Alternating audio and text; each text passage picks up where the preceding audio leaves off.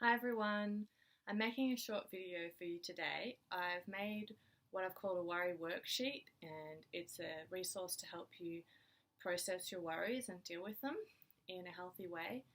And I'm making this video now to show you how to use the worksheet by going through my own worries with you. So part one is the worry list.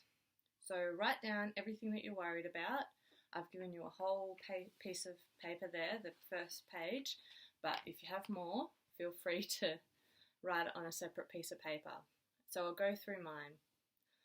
I'm worried about the state of the world, whether I should send my kid to family daycare, whether we should stop seeing people over the age of 60 in our close circle, particularly Finley's grandparents. I'm worried about people I know dying, particularly my grandparents who are all over 80. I'm worried about how to run my business online. I'm worried about our household finances with the instability of Matt's job, him being a pilot. I'm worried about having to go grocery shopping. I'm worried about whether the Belconnen markets are going to stay open, which is where I prefer to do my grocery shopping.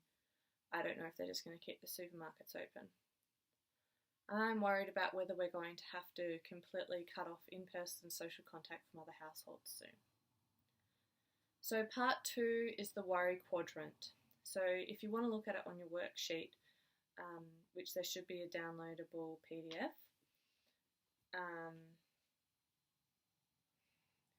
the worries are categorised according to low control, high control, as in how much you can actually do about it, low importance and high importance. So as it says how important that actually is. So now what you do is take all of your worries and enter them into the quadrant. So you might want to do that by hand, like as in write it all out, or you might want to number the worries and put them in there, put the numbers in the quadrant to save space, which is what I've done because I had a lot of worries. So I'm going to go through where I've categorised them right now. So having to go grocery shopping is low control and also low importance. The state of the world is low control and high importance.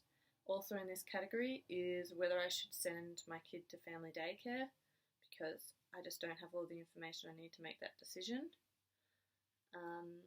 People I know dying, particularly grandparents, low control but high importance. Whether the Belconnen markets are going to stay open and whether we're going to have to cut ourselves off completely are all in that same category of low control and high importance. The last category that I've got, because I haven't got anything under high control but low importance, so the last category is high control and high importance. So I've got three things there: whether we should stop seeing Finley's grandparents, how to run my business online, and our household finances given Matt's work situation. Now we've processed the worries according to where they're placed. So things that are low control and low importance, well, it's not very important, there's not much I can do, so can I let it go?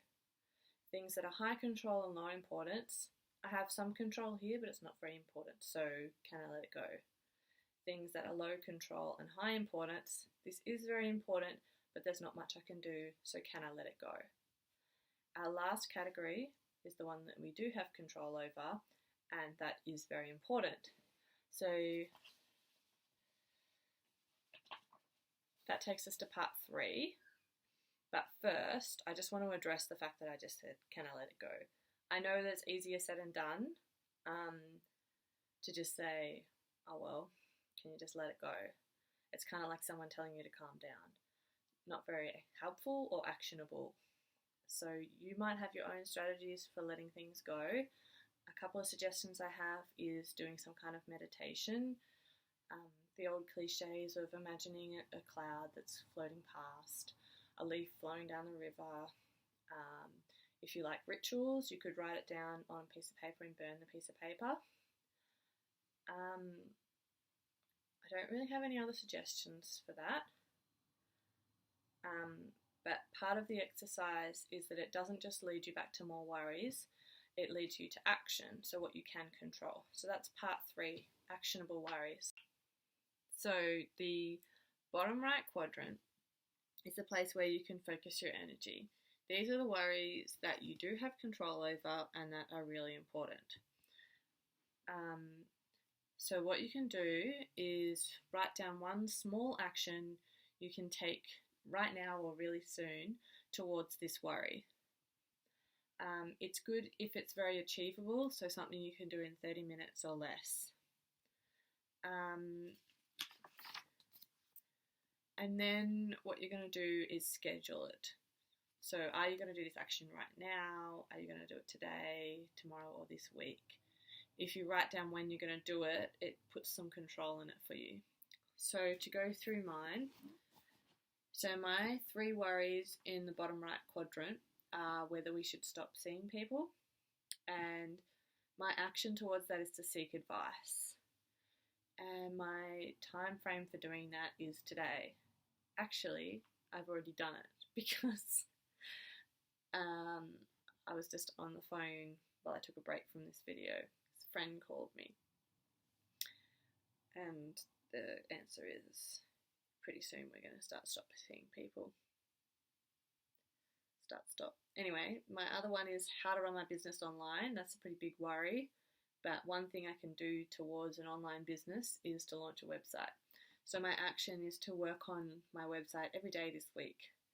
So the schedule for that is this week. My 3rd worry in this quadrant is the household finances, and my action for it is to review our budget and look at what we can cut out. And I'm going to do that tomorrow. So that's it for the worry worksheet.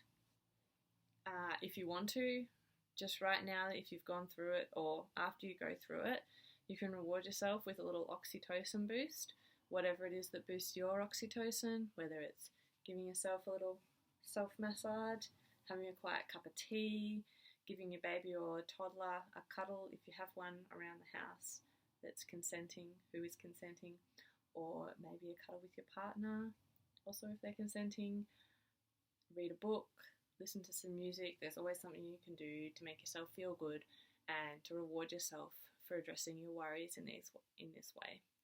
Thanks so much.